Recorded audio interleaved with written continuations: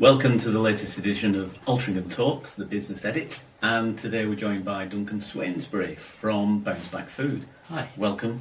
Thanks for having me. How are you doing? Yeah, good. Yeah. Good. We're going to talk a little bit about how you got started doing what you're doing now and what your background is, so your journey to where you are now. Talk a little bit about the bid and how that's been impacted what you do, and a little bit more about how people can get in touch with you, that kind of stuff. So hopefully we can promote Bounceback Food, and some people will hear about what you do and get in touch. So Great. Let's start off just by talking about how you went from being a school teacher to being the owner of Bounceback Food.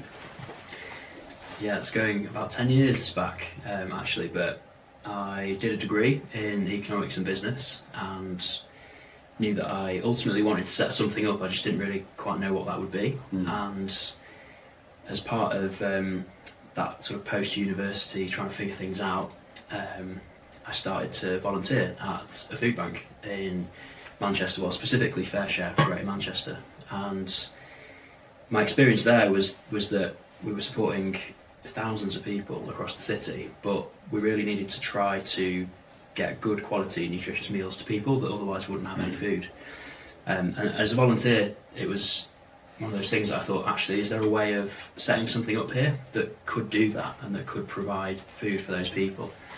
And so in the early days of Bounceback, it was, I suppose, that point in your life where you're figuring out what you want to do and exploring different options. And a job that I'd had post-university was going into schools and encouraging young people who hadn't previously been thinking of going to university to try to go to university. And I really liked that element of going into different schools, and that was kind of across the country. And I suppose when I was in that job, I thought, actually, I really like the idea of teaching, and maths and economics had always been like my two favourite subjects. And so ultimately I trained to teach, and they were the subjects that I was teaching. But also I had this really clear passion for wanting to set something up, and setting up a venture that would give back, and that kind of social impact would be at the core of what it did.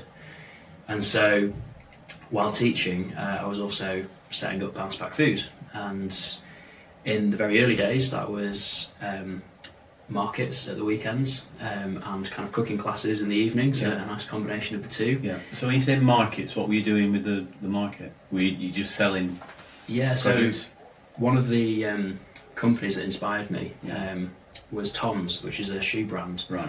Every time they sell a pair of shoes, they also donate a pair to a child in a developing country that has quite a long way to walk to and from school. So I really liked that idea of buy one, give one. Yeah. And thought, given my experience as a volunteer, is there a way that we can set something up that would help people domestically who are experiencing food poverty? Are there ways of tackling food waste as well? And so in the very first few years, the markets involved selling non-perishable food, pasta, rice, tin food, on a buy one, give one basis. Right. And a lot of those early markets were in Altrincham. And the kind of cooking classes that I referred to, I thought, actually, one of the things we need to do here to tackle food poverty in a quite holistic way is to also provide people with the opportunity to learn how to cook. So, quite a lot of juggling in the early days. And what kind of reaction did you get from members of the general public then, coming to see you on the stall in the market, and saying, "Oh, I need to give one as well as buy one"? So, what was the reaction of people? Yeah, really supportive. People really wanted to do something and to help out, and I think they liked that idea of parity with what they were buying for their weekly shop, but also knowing that they were putting a good quality item of food into the system that's designed to support people. And in the very early days, when it is just yourself, you kind of you think, okay, what's the way we can start to test this idea, and how could things possibly grow? And 3 years in, it got to the point where I realised I need to now go full time on this and see where it goes. And so that was the point in 2017 where, understandably, as soon as you go full time on something, things start to develop a bit quicker. Not long after that, kind of took on our first chef, and then you start to realise what a community cookery school team could be, with community chefs at its core. And I guess over the the time that then followed, it was, okay, well, how can we do things in the Northwest? And then it was like, well, we could also try and do things and support people in Cheshire and North Wales, and I guess that kind of immediate geography was where pre-COVID most of our like outreach work was. And what was nice when building a team of chefs was, okay, well, what we can now do, as well as distribute non-perishable items, is we can now distribute meals. And how do we go about getting those meals to people that need them most, and what's the safest way to do that? And there are so many places that could do with that food. So how do we create, I guess, something that will be sustainable? And was it did you have a grand plan at the start, or has it been sort of what's next? What can we do next? Yeah. What can we do next? I think in a social enterprise, in a non-profit organisation, it's always about the people you're trying to support. Yeah. And so that's always been at the core, really. Probably I mentioned COVID and how at that point we pivoted, because then it became a question of, well, with a community cookery school team and with the distribution of meals in these particular areas, how can we now scale? How can we create an organisation that has community cookery school teams in multiple locations? Yeah. And I think part of that pause and like reflecting on like the grand plan that you referred to was, okay, in terms of sustainability, what we need are community kitchens. We need our own space to cook our food and distribute our food, but also find ways of making sure that the public can get involved, and how can we do these in different sites. So that's a really lovely link with Altrincham, because given the first few years and the market stalls that we did over the weekends and things like that, it felt right that the first community kitchen should be in Altrincham and at the market. So it's lovely that our first community kitchen is on Central Way, just opposite Everyman and Rudy's. It's a tiny little shipping container, but when that opened in the summer of 2023, it was great, because for the first time we had our own space, our own kitchen. And we still hire kitchens in other locations, and in particular for the team in Manchester, we have to be able to hire spaces in faith spaces and community centres and go to our beneficiaries to make sure we're reaching everyone in all 10 boroughs. But also we need our own space as well, and I guess that, going back about 2.5 years or so now, has been the site which we've then thought, okay, well, how can we now get community kitchens in different locations as well? How can we expand? And last November, when we turned 10 as an organisation, we opened the second community kitchen, which is in Manchester city centre, which is a much bigger site, and at the minute, both are operating simultaneously. And I suppose the big vision is that in a few years' time we can have in every major city a community cookery school team and a community kitchen. Right. And the sustainable aspect of that is with the buy one give one model. People are there to have a lovely meal for themselves, buy some food, but they're also funding the distribution of the distribution of the meal to someone else as well. So that model is built into the ethos of the menu, and that is ultimately where I want to take this.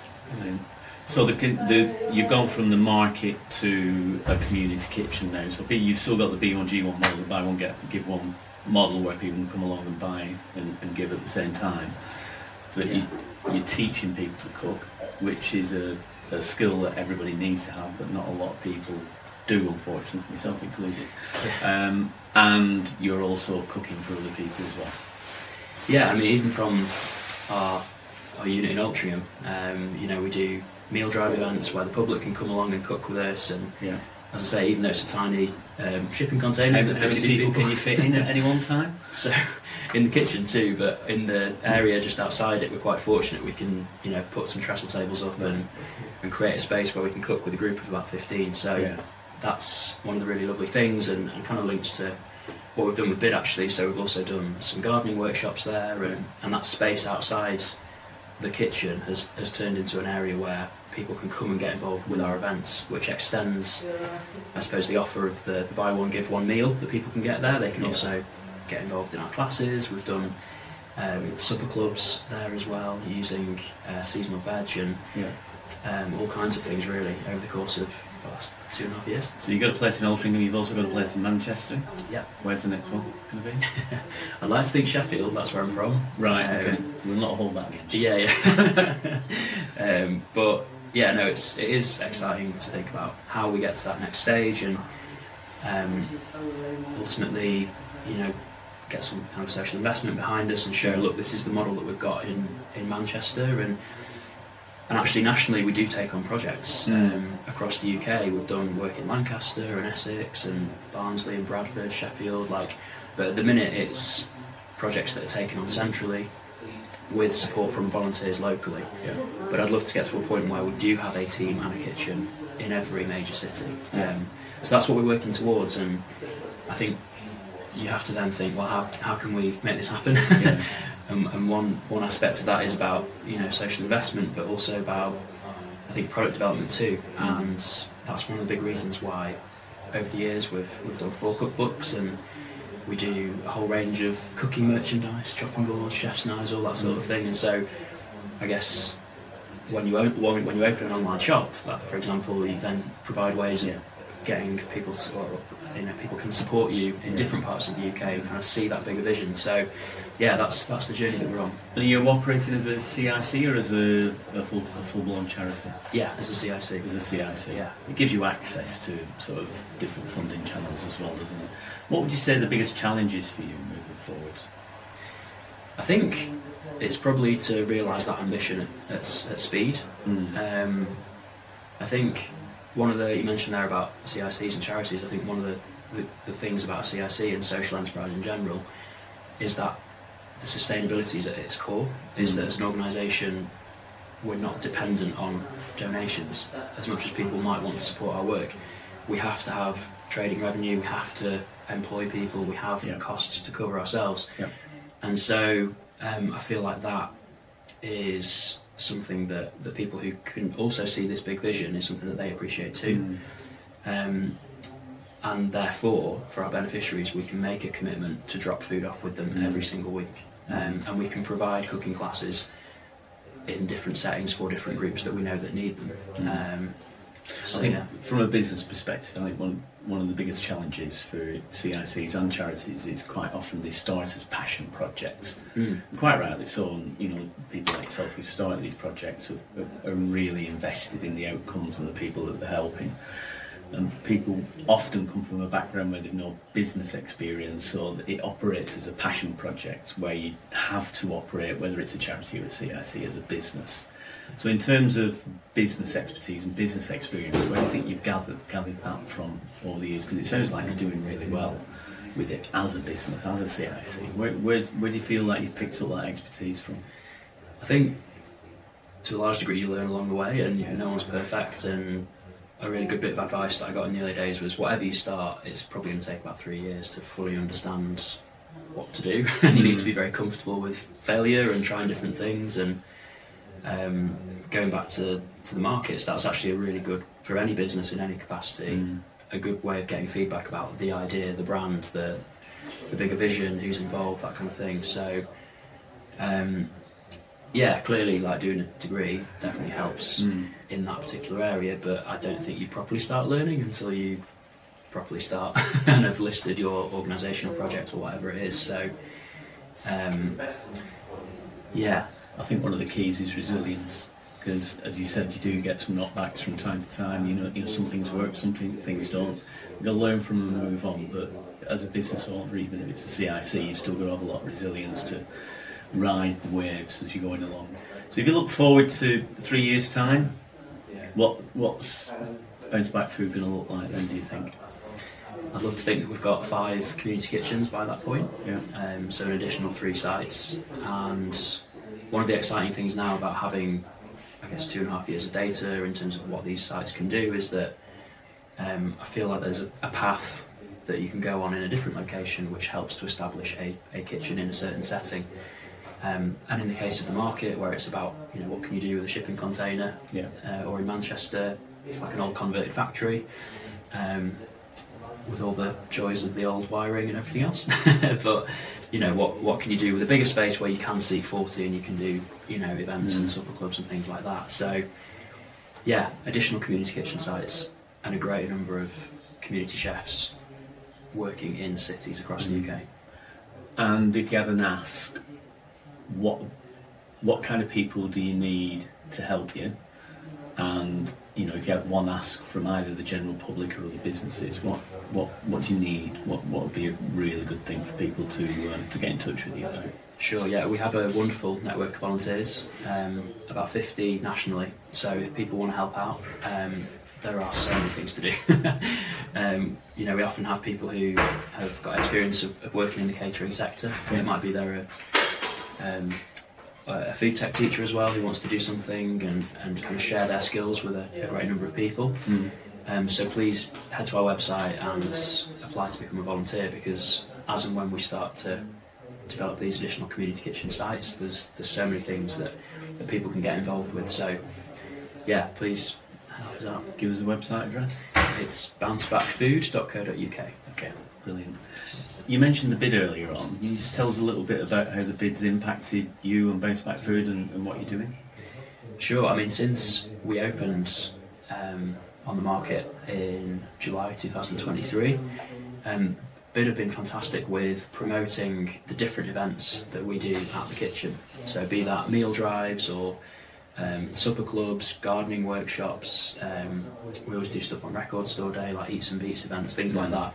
So they've helped massively with promoting who we are as an organisation, the kind of events that we do, the story about distributing food to 15 different sites across Manchester, and ultimately, as a town, it's a wonderful place to go out and have some food. And I guess what we offer is slightly different, because you're getting a meal, but you're also funding a meal for someone else as well. So bid have been quite brilliant with that and really helping us to grow. So yeah, lots on always. And you've been involved with the food festival as well in Altrincham. Yeah, that's been great. I think there's a carrot festival planned as well, or a series of events. The Altrincham Carrot. That's it. So we'll no doubt be featuring some specials on the menu with them, and helping to promote by doing some gardening workshops and growing and things like that. So it all ties in, I think, with what a community kitchen should be. Yeah. Beyond the distribution of the meal, about the events and bringing people together through food. The social impact is obviously really important, and measuring the impact that you're having with people is also important. Do you have some measures, some numbers in terms of how many people you've helped in Altrincham and Manchester since you started, or over the last period of time? Sure, yeah. I mean, it's been going over 10 years now, but so nationally we've taught over 10,000 people to cook in different settings, different workshops. We've distributed over 250,000 meals. Most of those have been distributed in Greater Manchester. And yeah, I mean, going back to where we started with the non-perishable items, over 25,000 non-perishable items have gone to food banks. So I suppose they're the key metrics that we look at in terms of social impact.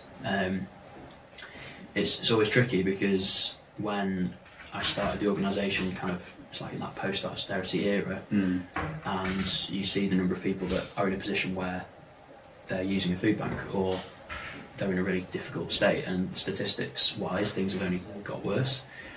So I feel like that's why we need to step up, and that's part of that passion for wanting to scale, because we have this model of what we're doing here in Manchester, but for me it should be a way of supporting people across the country, nationwide. So yeah, really proud of what we've done, but so much more to do. And are you going to stop at 5? You mentioned 5 in the next 3 to 5 years. Are you going to stop there, or are you going to carry on going? Carry on going, yeah. So the 20 largest cities in the UK are where we've kind of earmarked for community kitchens and community cookery school teams, but one thing at a time. And it's just really nice that the very first community kitchen opened up here in Altrincham. And like any small business, as the driver behind the business, I'm sure you're still quite actively involved in the day-to-day running of the business. Yeah. As the CIC grows, how's your role going to change, do you think, over time? Probably, I guess, much more to do with operations and stepping back and delegating to allow teams to operate on their own, which is an interesting one, but a necessary one as well. And we've done, in different locations, we've done elements of training other teams, which is possibly one way to scale. But I think, yeah, my role will ultimately be about stepping back, but if it means that we can be delivering more in terms of social impact, then that's the right progression. But it's probably one of those things that every business owner kind of grapples with. You're kind of involved in every single thing on day one, and then as people join the team, you start to delegate. And it's one of the biggest challenges for a lot of business people, just stepping back from the day to day, because they've been that used to being on the tools. Yeah. So taking a step back and looking at the strategy for the organisation becomes a bit of a challenge for them. Yeah, Definitely. So if you had a little bit of advice, I mean you're still a young man obviously, but if you had a bit of advice for your younger self, maybe when you were just setting out, what would that piece of advice be, do you think? Probably, there's quite a few things I suppose. Probably, I think, embrace uncertainty. It's one of those things when you first start out that you have all these ideas about how things will happen and, you know, progress that you'll make and certain timescales, and then all kinds of things happen that you've not anticipated. And that can be a bit scary, but Yeah. I think also things happen along the way that are like far better and far more exciting than you perhaps ever thought. So kind of embracing that as an entrepreneur, I think, is really important. Yeah, because you've worked some years now, so you must have gone through COVID with this. What happened during COVID for you and the organisation? Yeah, it's kind of mad. So in terms of delivery, a lot of like cook-alongs happened. Yeah. So little camera setups and things like that.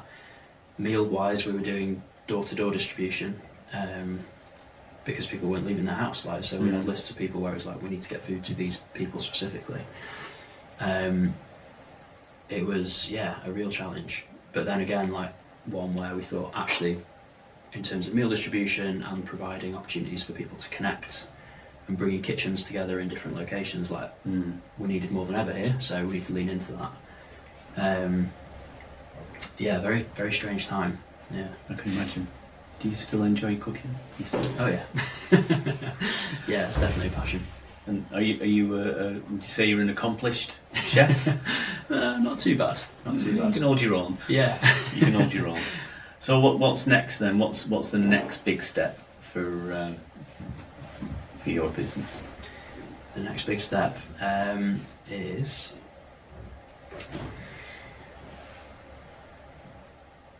there's many steps. I think the next one is Community Kitchen 3. I think that's the big piece, thinking about 2026 as a whole, is that'll be the biggest piece of work based on what we've learned in Manchester and kind of a different city with a Bounceback team. What does that look like, and making sure that that's a success, because if it is, then we've got that blueprint for different locations as well. I think that's going to be the biggest challenge, because sort of Altrincham and Manchester are quite close by one another, so it's easy to sort of deal with the firefighting issues, isn't it? But if you've got someone on the other side of the Pennines, that's going to have to stand on its own 2 feet, sort of thing. Yeah, definitely. And it probably helps in the fact that the first 2 kitchens are so different in terms of settings and scale, that when we do find that third site, it'll be hopefully something that we can think, right, well, this works really well. We need to replicate that and just see where we go from there. Brilliant. When are you open in Altrincham? So the Altrincham kitchen's open on Tuesday, Friday and Saturday every week. But we also do events as well, so keep an eye on our social media, which is at Bounceback Food, and website for details of events and things like that. And for anyone that's wanting to do a cooking class with us, we've got dates in the diary for 2026 at both kitchens. We also do bits of corporate catering as well, so if anything to do with food, please do consider us, we'll be happy to help. Brilliant. And if we've got any celebrity chefs listening, they want to pop down and give you a hand one day, I'm sure you'd be more than happy to come down and lend their wares to you. It'd be great. Yeah, we've done things with people who've been on Bake Off, at MasterChef and things like that. So but actually more broadly, like if anyone has an interest and a passion in food, wants to help us, please do apply to become a volunteer, get in touch, and let's see what happens. Yeah, you've done some things with, talking of people with a passion for food, you've done something with another local business, Lovingly Artisan, haven't you? Yeah, they've been wonderful. We host bread demonstrations outside the community kitchen. I think Catherine and Aidan were recently on, weren't they? And They were, yeah. and they've been wonderful neighbours on Central Way, and we use their bread in a lot of the catering jobs that we do, and it's just a really nice example of businesses in Altrincham working together. And I mean, the quality of their bread as well. I mean, come on, it's best in the UK. It's a die for. Yeah. Yeah, it's amazing. Duncan, it's been a real pleasure. You're an inspiration, so thank you very much for everything that you've done so far, and looking forward for great things to come from Bounceback Food. Thank you very Great much. to meet you. Yeah, cheers. Cheers.